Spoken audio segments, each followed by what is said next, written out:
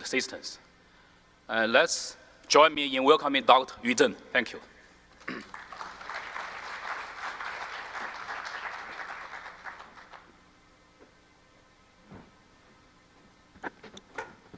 Thanks for the introduction, and thank you for inviting me. As we know, the rapid progress of urbanization has modernized many people's life, but also generated a lot of issues: traffic congestion, energy consumption, and air pollution. Tackling these challenges seems nearly impossible years ago, given the complex setting of the city. But now, the advances in sensing technology and the large-scale computing infrastructure have generated a diversity of data.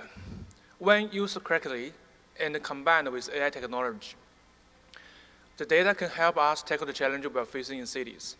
Motivated by this opportunity, we came up with a vision on urban computing in 2008, which is comprised of 4 layers: urban sensing, urban data management, urban data analytics, and service providing. Then we connect the 4 layers into a loop for a recurrent and unobtrusive improvement on people's life, city operating system, and the environment.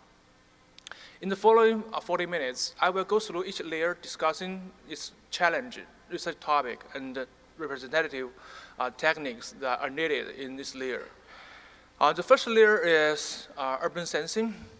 In this layer, we collect a diversity of data through sensors or using people as sensors. There are 4 categories of challenges in these layers. There are resource deployment,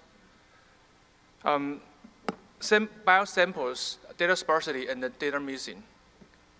The first challenge is, while we have limited resources to deploy sensors in cities, we are trying to collect data as more as possible and as useful as possible. How to deploy the sensor remains a challenge. For instance, as shown in the left figure, we have a budget to deploy 4 charging stations for electrical vehicles.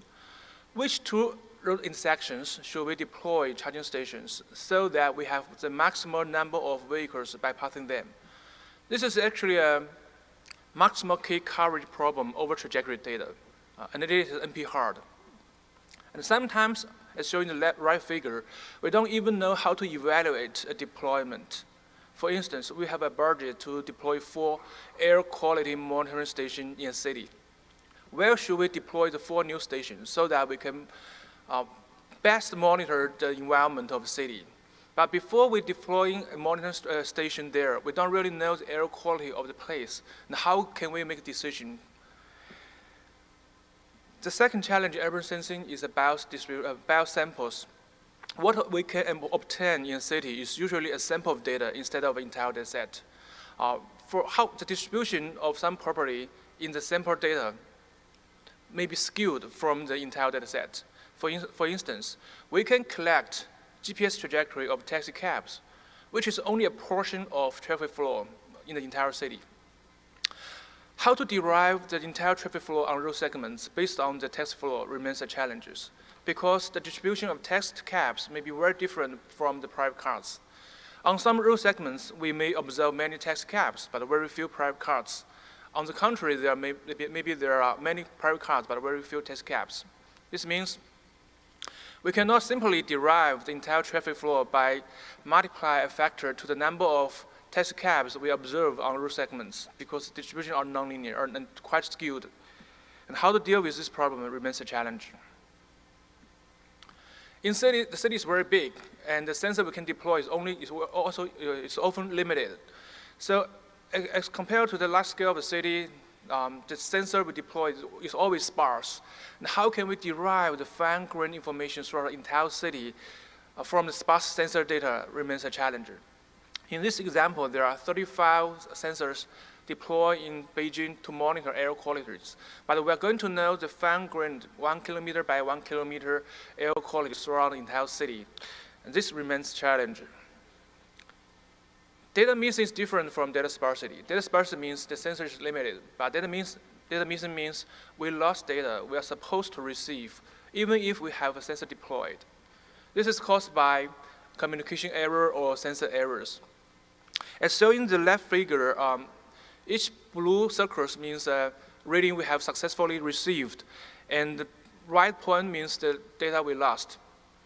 it's very hard, very difficult to fill the missing value in geospatial sensor data because we don't really know when and where a missing value occurs. It's almost random. And the reading from different sensors change over time and location non-linearly. That means you can simply fill this missing value by using some linear interpolation algorithm. Here's one example showing the right figure. S1 and S2 has a closer distance in the geographic spaces. And S2 and then S3, okay? But S2 and S3 are both deployed in shopping area. So they have a very similar environment, sharing a very similar air quality. Even if the distance between S2 and S3 are farther than S1, the air quality of S1 are more dissimilar than S2 or than S3. So you cannot judge the similarity between the air quality of the places based on their geographic distance. Now, how can we collectively fill the missing value based on the knowledge from its own data at an adjacent time interval and the data from its geospatial neighborhoods? So that's a challenge. And we have solution showing the paper list below. So you can see there are links on each slide. There are solutions over there. Yeah. Through urban sensing, we have collected a diversity of data, the majority of which are associated with spatial-temporal properties. We call them spatial-temporal data. It seems like there are tons of type of data in the city, but according to our data structure and spatial temporal dynamics, there are only 6 types of data. So we summarize into 6 types of model so that we can accommodate any type of data in the city we are going to receive in the future. And then we can define data management and machine learning algorithm for each type of data, making our system scalable and reusable. So more specifically, according to the data structure, there are 2 categories of data in spatial temporal data in cities, as shown in the 2 columns. One is called point-based data. Another one is called network-based data. And second, according to the spatial temporal dynamics, the data are associated. They can be categorized into 3 columns. So there are 2 types of data structure and 3 spatial temporal dynamics, 2 by 3, 6 in total types of spatial temporal data in cities. So let's go through the first type of category of data, point-based data. The first one is point-based spatial temporal static data. The most representative data sets in this category are point of interest data, such as restaurant, shopping mall, and bus stops. Once a restaurant has been built, its location is fixed, does not change over time, and its properties such as size, number of windows does not change over time either. So it's called spatial static and temporal static, but it's point data. And the second category in this row is the most representative example are IoT data. Once we deploy a sensor in a location, its location is fixed, but the reading generated by the sensor changes over time. So it's called spatial static, but temporal dynamic, point-based data. The last one is spatial temporal dynamic data, point-based data. The most representative data sets in this category are check-in data and the Didi Uber request. We have different people requesting Didi and Uber in different places at a different time. So there are spatial temporal dynamics, and there's no connection between any 2 people's requests. The second DOR stands for network-based data. The most representative data set is road network data, which can be represented by a graph. Once a road network has been built, it's static. It does not change over a short period. But once we overlap traffic onto the road network, it becomes spatially static but temporal dynamic, which belongs to the second category in the second row. And the most complex data format in the city is the trajectory data, which is represented by a sequence of time-ordered order and geotag points.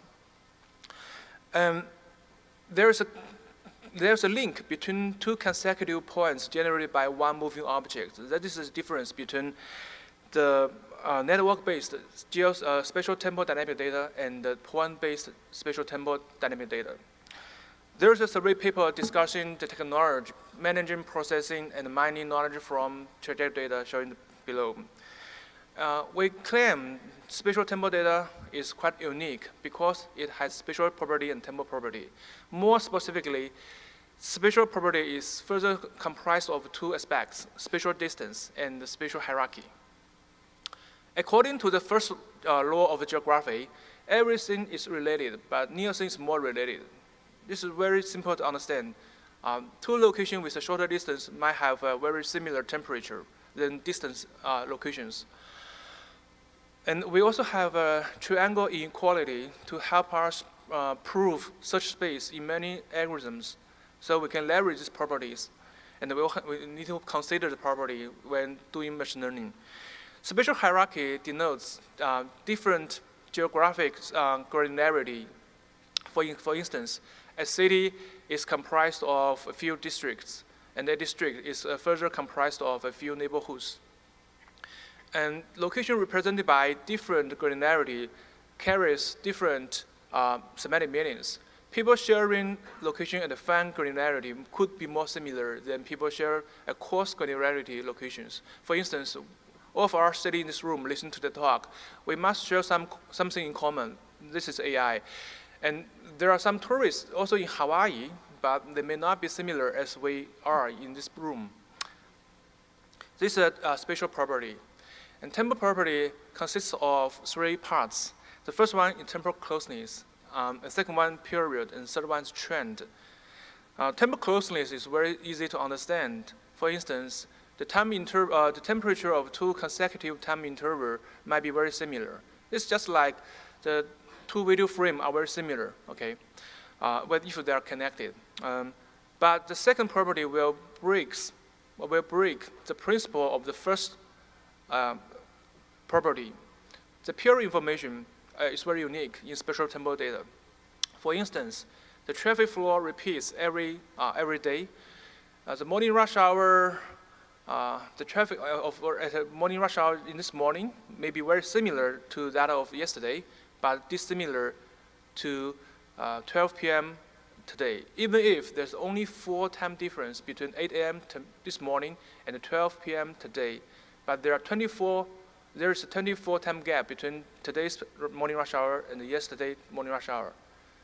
The time interval with a shorter distance is not similar, but the time interval with a farther distance is more similar. This is caused by the period information. And we never see a video repeats every 5 minutes. So this is a unique property for spatial temporal data. And there's also trend information in spatial temporal data. For instance, as temperature goes down, people getting up later and later, and the morning rush hour comes later and later. We can see a clear delay of trend in the morning rush hour. So how can we consider and capture the spatial temporal property in machine learning model is quite important.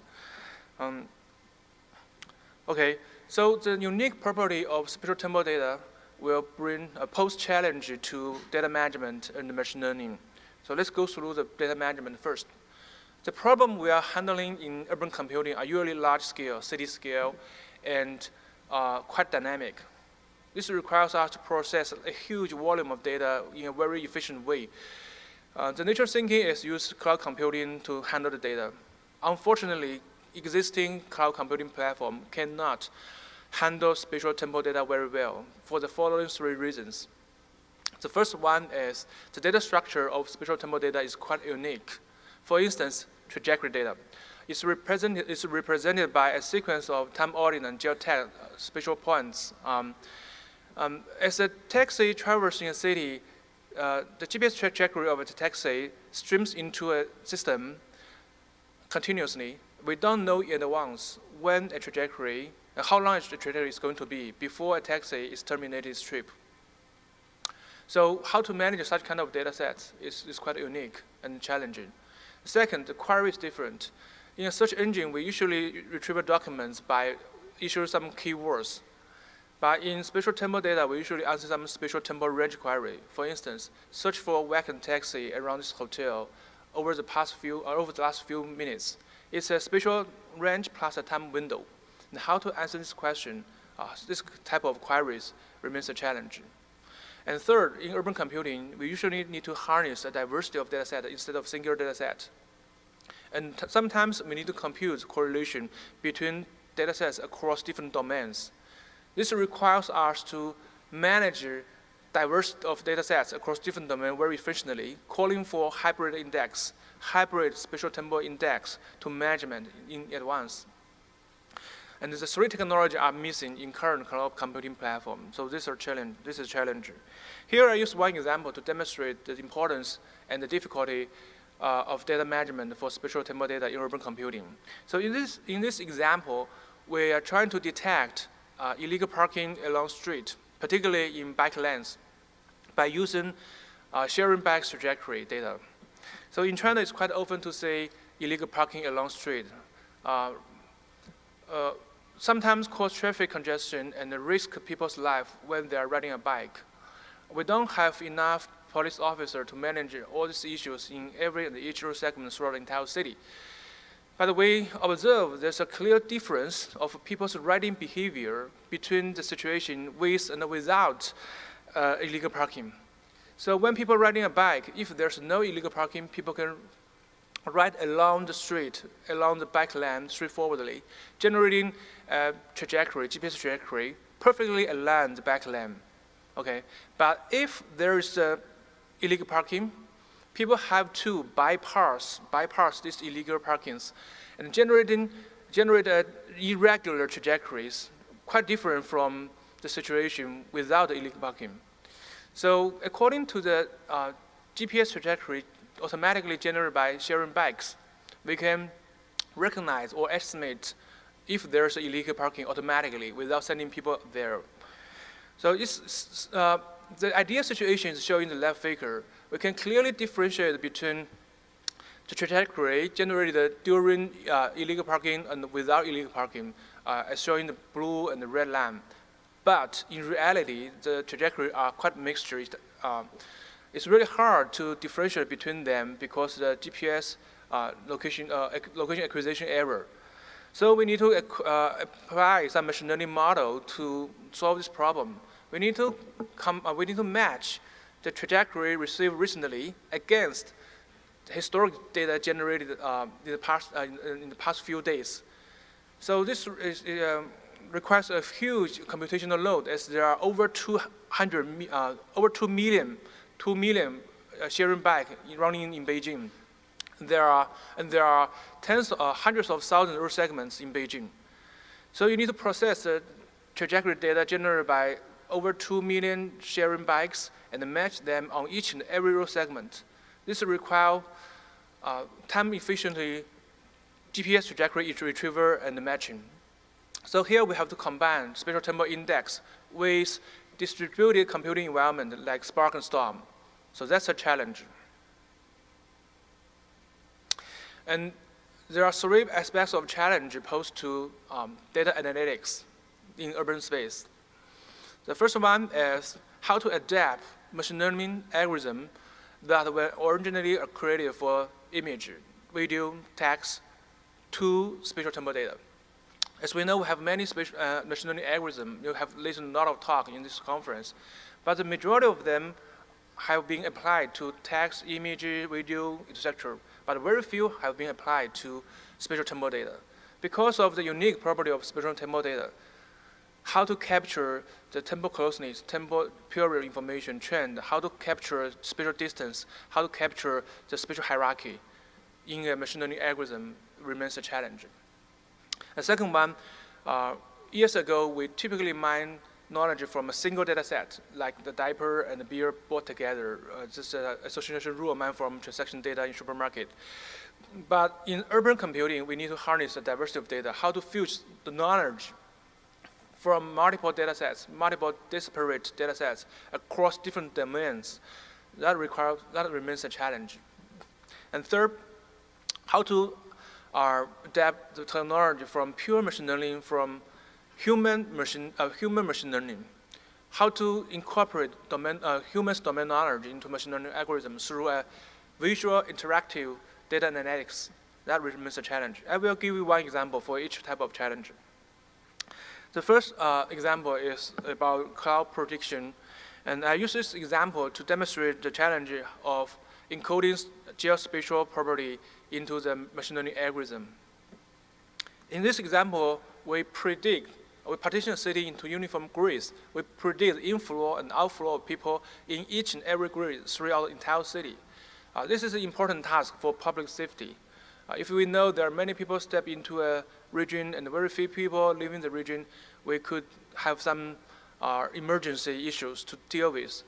And this problem is very difficult to handle because there are many complex factors affect this, the flow of people. For instance, the flow of people in a region depends on the flow of people in the past few minutes, past few hours in the same region, and also the flow of people around this region. And even the flow of people from a region that is far away from the location we are going to predict. Why? When something important happens, if, for example, there are major events happening in a location, there will be many people taking subway, reaching the destination without bypassing your neighborhoods. So if you only consider the flow of people in your location and around your neighborhoods, you cannot predict some emergency issues. That means to accurately predict the flow of people in a region, we have to consider the flow of people in each and every location throughout the entire city. And the locations are mutually dependent. You cannot separately predict location by location. So this is a very challenging task. It's really hard to solve until we have deep learning in this task. And more important, we have weather conditions and events impacting the flow of people in the city. And how to capture the spatial temporal correlation in this model remains a challenge. So this is our solution. We partition a city into uniform grids.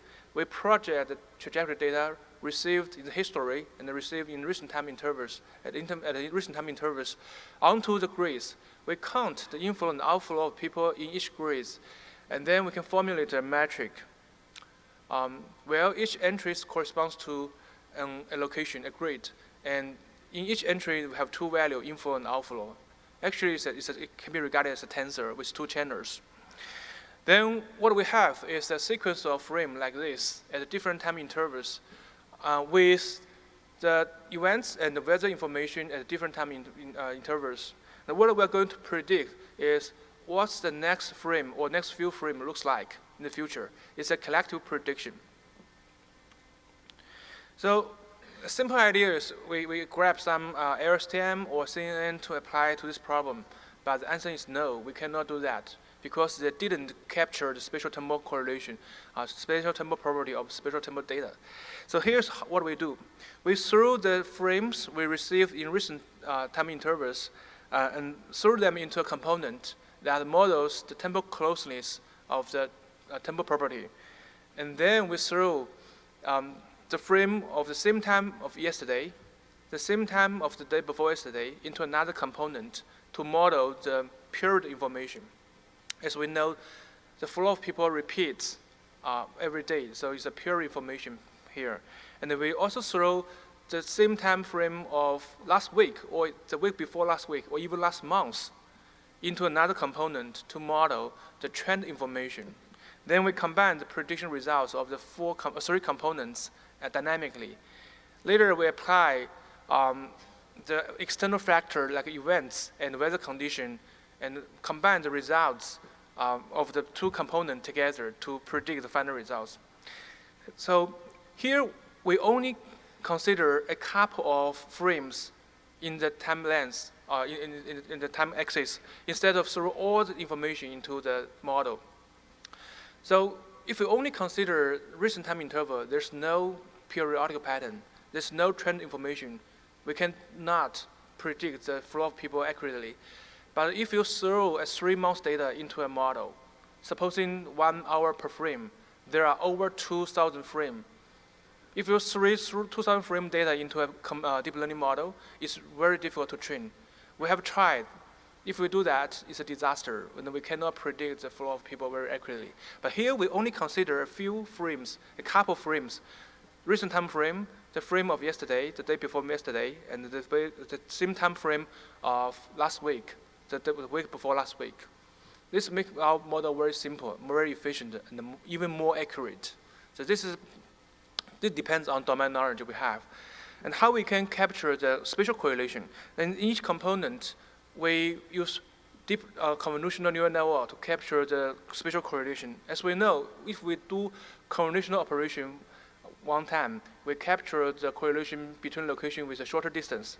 But if we continue to do convolutional operation, we eventually capture the spatial correlation of a farther distance. But with a deeper layer of convolutional network, it's really hard to train and the performance decrease. Then we incorporate residual network to handle these issues. And how can we combine the dynamics of the three components? It's dynamic. We have a weight matrix. In each entry corresponds to a grade.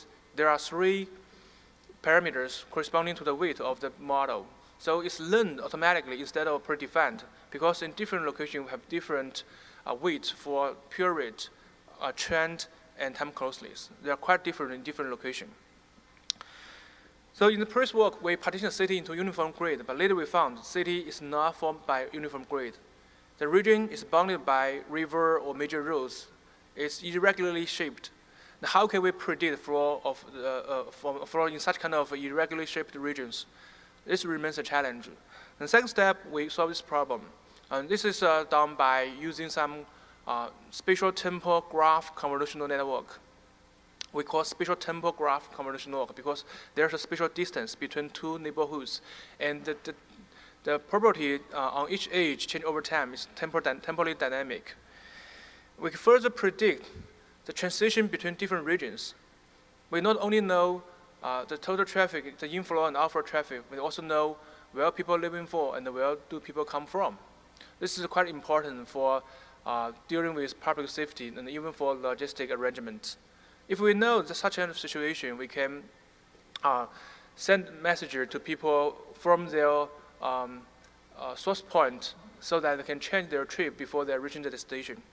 But how can we achieve this problem, solve this problem? It's even more complicated than predict the flow, inflow and outflow in a region, because there are n square, okay? If there are n location, the transition is n square, okay? And data is very sparse. Here we apply a multitask deep neural network framework. On the top part is a new deep neural network predicts the inflow and outflow in each node. So we call it node net. And the bottom part is a deep neural network predicts the transition on each edge. So it says there's some information that can be shared between the two neural networks because the sum of inflow from different edge should equals to the total inflow of the node. So by sharing some layer in the deep neural network, we can do the two tasks much better than doing them individually. So you can see we don't simply apply some CNN or LSTM to solve the spatial-temporal data problem, and they are quite unique. And the second challenge is we usually need to mine data across different domains in urban computing tasks. Here I use one example. We inferred air quality throughout the entire city based on limited sensor data. So air pollution is a global concern in many developing countries. So governments have deployed air quality monitoring stations on the ground to inform people their ambient air quality every hour. So here each blue point stands for an air quality monitoring station. But such kind of air quality monitoring station is very expensive, and we cannot deploy such kind of station everywhere. And we need to human resource to take care of these stations. So in Beijing, there are only 35 stations in cities, but air quality change over location and time tremendously, non-linearly, and it's highly skewed in city. So this figure shows some replay of the real data. Each icon stands for an air quality monitoring station, and the number associated with each icon means air quality index. The smaller the better, the bigger the worse. Green means very good, and red means very unhealthy. You can see as time goes by, the air quality of different locations change tremendously. They are very different. Even if two locations are only a few blocks away, the air quality of these two places might be tremendously different. So this means we cannot interpolate the air quality of a location without a station by using some simple algorithm like linear interpolation. To solve this problem, we combine different type of data sets. We combine air quality data of real time and historic data with another 5 category of data sets like weather condition, meteorologic data, traffic data, point of interest data, road network data, etc. Then we train a model to predict the relationship between the data we observe in a location and the air quality of the location. And finally, infer the air quality for the entire city. So this is a system we deploy with Chinese Ministry of Environmental Protection. So you can know the air quality of any location by clicking the map, even if there's no air quality monitoring station deployed. With such kind of fine-grained information, we can not only inform people decision-making, such as where and when go jogging, and the government decision-making, whether we should terminate our factory or not, or issue some policy for control traffic. And also, because of the fine-grained air quality information, we can track air quality data. We can track the source of pollution. We can clearly see where and when a part becomes from good to bad, therefore tracking the source of pollution. So this work is very important for tackling the air pollution in China and has been deployed in over 300 cities in China. And how we make it? The point I want to emphasize is how we can combine data from different domains. It cannot be simply linear concatenation. The simple idea is we extract features from different type of data sets and throw them into a regression model. And the answer is no, we cannot do that way. Let me explain why. Okay. So here's what we do. We partition a city into uniform grid, 1 kilometer by 1 kilometer grid, and we extract feature for each grid from 5 categories of data sets we just mentioned: point of interest data, road network data, traffic data, meteorologic data, etc. And then the top right figure shows the philosophy of the model. Each white circle denotes a station we have deployed, and we know the air quality of this place. And the blue circle means the air quality of the location we're going to predict. We don't know the air quality of this place. So to accurately predict the air quality of the location, we have to consider 2 parts of information. The first one is there's a temporal correlation between the air quality of different time interval in the same location. So this is represented by the blue broken arrows in each location. And also we need to consider the spatial correlation of air quality among different places because air pollutants may be blown from one place to another places. So this is represented by the red arrow of different layers. So how to combine the 2 parts of information? We apply a co-training based semi-supervised learning model with 2 classifiers. One is a spatial classifier to model the spatial correlation of air quality among different places. This model takes into account some spatial information like point of interest data and road network data. It looks like a nonlinear interpolation of air quality based on their geographic situation. And we also have a temporal classifier, model the temporal correlation of air quality in the same location. And the model takes into account some dynamic feature like traffic feature, meteorologic feature in the location. And the 2 classifier has a mutually reinforcement learning process in the framework of co-training. So why do we need co-training framework? Because, as I said, there are 2 parts of source for air pollutants. One is local emission, so this corresponds to temporal correlation, and the global propagation, like spatial correlation. So naturally, there are 2 parts of information.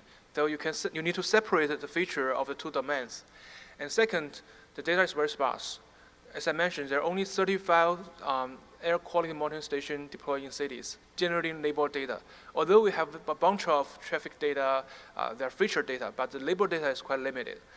So you have to leverage unlabeled data. So co-training is a semi-supervised learning model, leverage knowledge learned from the unlabeled data. So it's a perfect match from the perspective for machine learning and from the perspective of the domain knowledge.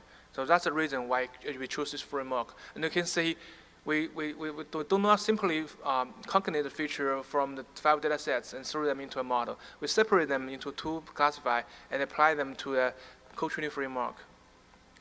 And recently, we can predict air quality at in different locations at different time interval. This is a fine-grained prediction in terms of location and time interval. Now we have enough data for prediction at stations. The first paper we published at KTD in 2013, at that moment, we only have 1 year data of air quality, and we only have a few cities data. But now we have 6-year data of 300 cities. Now we can apply deep learning model to this problem. But the task is different. The first task is doing inference. It's kind of interpolation of air quality throughout the entire city. The second task is to forecast air quality at stations. So they're different. Okay. Here's a summary for the methodology for cross-domain knowledge fusion. As I mentioned, it's a challenge for dealing with spatial temporal data. We have a paper published at the AAAi transaction on big data. So we summarize them into 3 categories. The first category is to stage-based knowledge fusion. It's very simple to understand. We use one type of data first and the second type of data later. The second category of knowledge fusion methods is feature-based data fusion, which is further comprised of 2 subcategories. The first subcategory is we can do feature concatenation plus some regularization. Remember, we have to plus regularization instead of simple feature concatenation. And the deep learning is another kind of a feature-based data fusion method. The third category I want to emphasize is even more important because in many situations, we don't really have enough data sets to apply deep learning. So you need to have domain knowledge and understand the semantic meaning of data. This is why we call it semantic meaning-based data fusion. In the feature-based data fusion method, we don't really know the semantic meaning of each feature. We don't care the relationship between different features. Just throw them into the model and let them learn. But in this category, because data is very small, we have to incorporate domain knowledge. We do care about the semantic meaning of each individual feature. We do care about the relationship between different features. So there are 4 subcategories. The first one is multi-view based. For example, co-training is a multi-view based model. And you can regard different data sets as different views describing an object, and how to combine data sets of different domains, just like combine different view of seeing one object. And second subcategory is probabilistic dependent based. Graphic model is one representative model in this domain.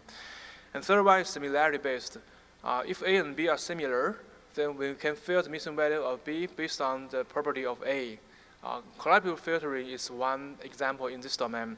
And we can do some context-aware collaborative filtering by putting the data sets of different domains into other metrics. Then the different metrics share some dimensions. Then we can fuse knowledge from different data sets.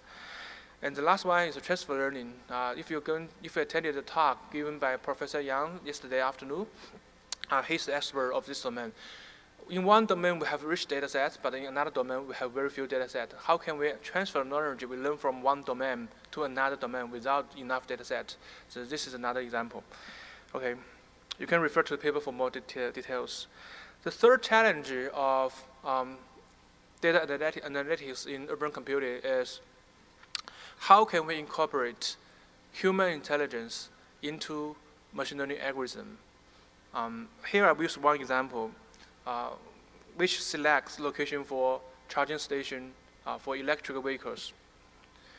For instance, in this given area, we want to deploy 5 new charging stations for electric vehicles. Where should we deploy them?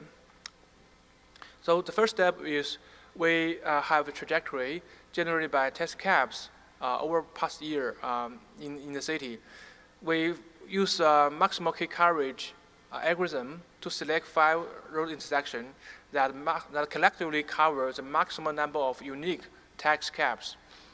But we know when choosing a charging station, choosing a location for charging station, there are multiple factors to consider. What if there's no space? What if there's no shopping mall or restaurant that allow people to spend a couple of hours? As we know, when we're charging our electric vehicles, there will be a couple of hours where people can go. And what's the electricity power consumption of this location? there are multiple complex factors to consider, and we cannot incorporate all the complex factors into a model. And we don't even know how many factors we need to consider, but domain experts knows. So first step, we use some simple algorithm, consider some preliminary criteria. Let's use the maximal key coverage model, considering the total traffic volume we can cover, and present the first round of result to domain experts. Then they can refine the results generated by the algorithm according to their own domain knowledge. They have many factors stay in their brain, okay? So they can refine the results by removing some ineligible location or plug in some location. Then we return the results to the algorithm, let the algorithm run another round of results. By doing such kind of iteration, we finally get a converged results. And the results integrate the knowledge from human intelligence and machine intelligence. And the algorithm combines domain knowledge with data science. And we do need an approach to fuse the knowledge from human and machine learning. And this is called interactive visual data analytics. So it's not simple data mining algorithm, generating some numbers. It's an interactive visual data analytics. So finally, we need to provide service, okay? You have mentioned many challenges, you have many solutions, but how can you provide real service to cities? It's fairly important. We need a platform, definitely we need a platform. As I just mentioned, cloud computing platform cannot support spatial-temporal data very well. And then we need to build a city operating system, which can be an ecosystem that allows many other people to develop their own application on top of the platform. So this is a platform we deployed in many Chinese cities. It can be deployed on any type of clouds. And it has 6 types of data model I just mentioned, 6 types of spatial temporal data model we defined. With the 6 type of data model, we can accommodate any type of data we are going to receive in the city with 1 out of 6 model or the combination of them. And on top of that, we have spatial temporal data management layer and the AI layer for spatial temporal data.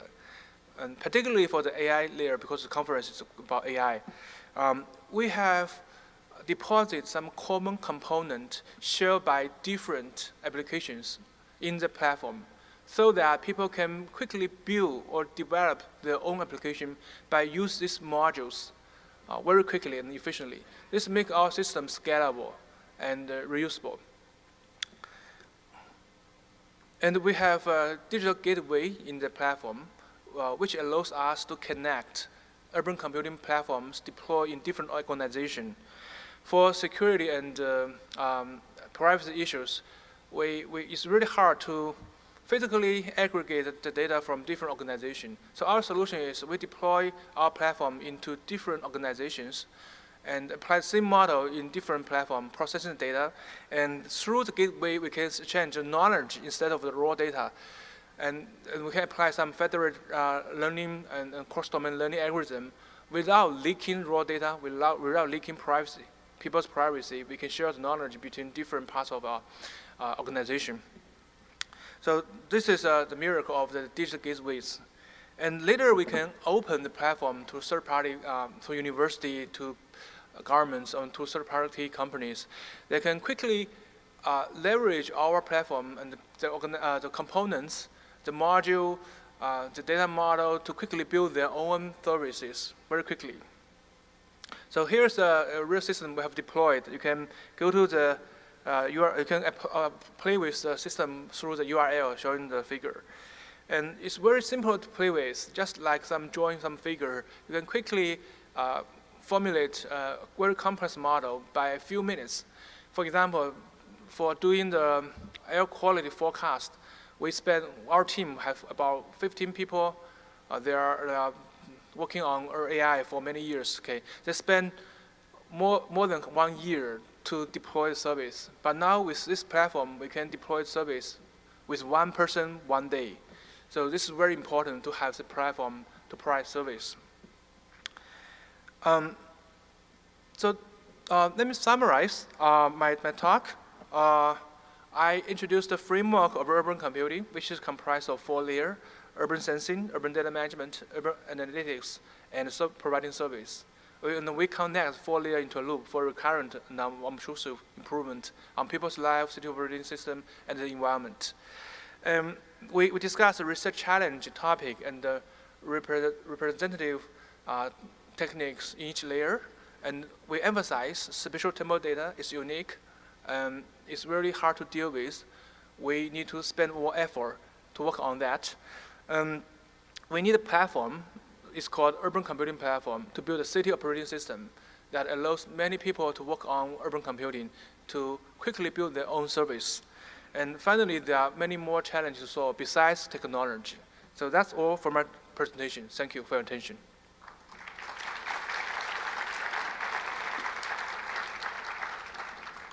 So we have time for a few questions. Yeah.